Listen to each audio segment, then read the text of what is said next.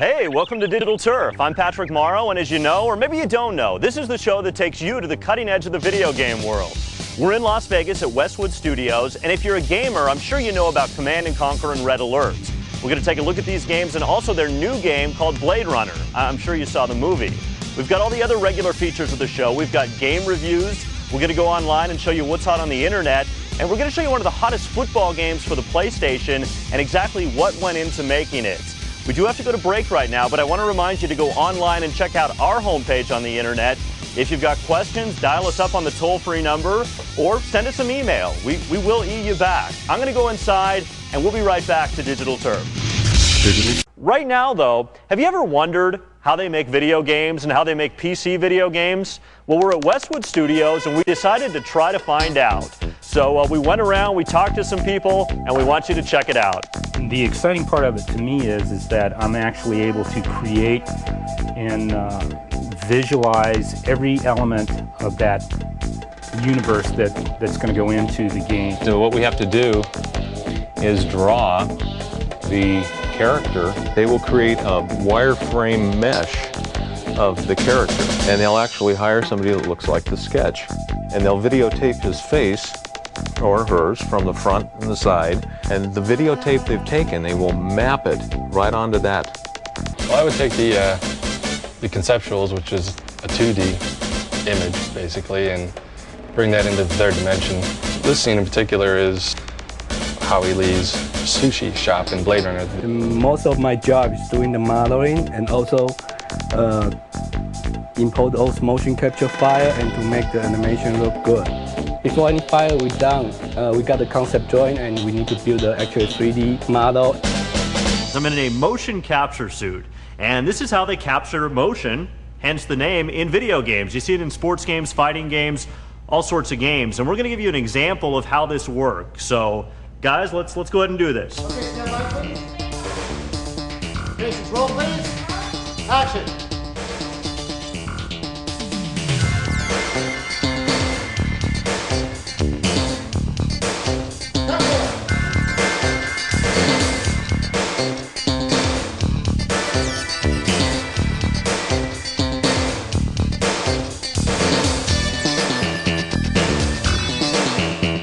A few years back, games were distributed on floppy disks. They were very small. A lot of times, a project was just done by one programmer, maybe one graphic artist and a producer.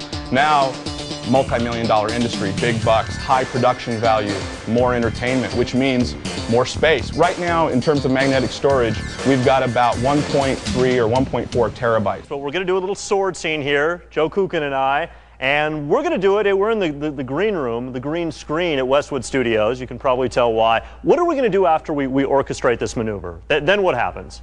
Well, Patrick, I'm going to kill you, and then we're going to take the action that we just did, run it through the compositing system, our Flint system, and composite it into a computer-generated 3D environment. Jeez. Okay.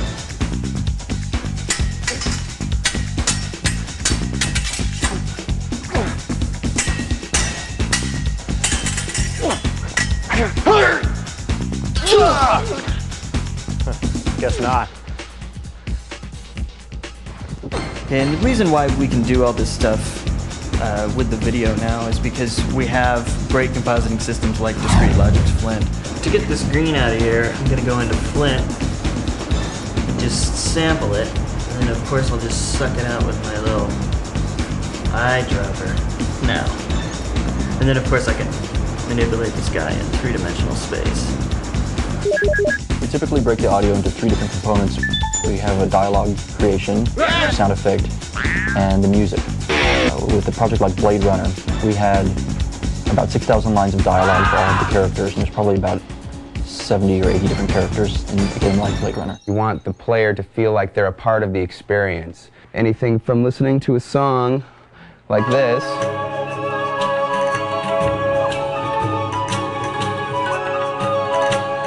which is a very medieval sounding theme and would be heard, you know, wandering through a forest or whatever, and then you would hear something more dark and intense if you're wandering, say, through a cavernous dungeon or a cave, something more along the lines that's creepy, like sort of like this.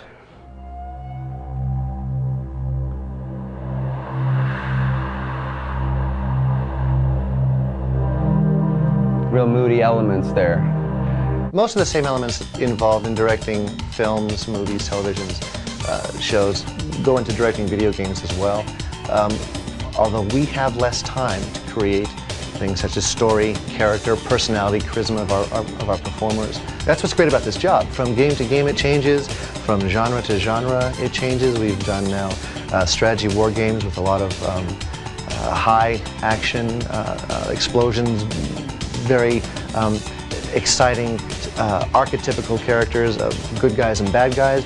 We've got our adventure game series, Carandia, a lot of humor and wackiness in that game. The fantasy role-playing game, Lands of Lore 2, which is just coming out, and then of course Blade Runner, another adventure series. And we are currently in the office of the co-founder of Westwood Studios, Lou Castle. You doing okay, Lou? Doing just fine, Okay, thanks. first of all, I want to talk about some of the games, but I think it's interesting. This company started very small, and they came along. You guys evolved very nicely. Everybody who plays PC games knows Command & Conquer and Red Alert. And I don't want to say that you could necessarily envision all this, but talk a little bit about the evolution. No, actually, I had no idea that we would be where we are. I think my partner Brett had a much better sense of what was going to become of Westwood eventually. I just really enjoyed the games, and I wanted to do digital artwork of some sort. We did start just the two of us in my garage and built the company up on its own profits up until 1992 when we became part of Virgin. It's all working out well. And I mentioned Command & Conquer. I mentioned Red Alert. People know these games. Blade Runner is the game, very highly anticipated. Why is it that nobody had gotten the bright idea to make a game out of this? Well, it took a great deal of time for the Blade Runner partnership to get all of the rights together and to find. I think they've been waiting for the industry to mature a bit. It took them about 3 years of research to find the right company and the right partner, and it took us about 2.5 years to build the game. So if you add all these things in, it takes a long time to get there. And how true is the game to the actual movie itself? The sense of atmosphere and the whole timing, the emotion behind the film is completely captured in the product. You have an opportunity to wander around the world, meet the characters from the film, but you're not retelling the story of the film. You're actually having your own story occur concurrently with the film. So you actually watch the film happen almost in sort of a second-person aspect while you're playing the game. And when I think back over the game, Harrison Ford, of course, Rutger Hauer, Right. Daryl Hannah, and Sean Young, who happens to be in the game. Is Yes. she play a similar character? Actually, yes, she plays the same character. Rachel, again, since it's a concurrent storyline, you're able to go back into the world of Los Angeles, November 2019, and visit all of the people that Harrison Ford visits throughout the film. You're also there when they ultimately meet their demise or run off with Harrison Ford, as Rachel does, Sean Young does.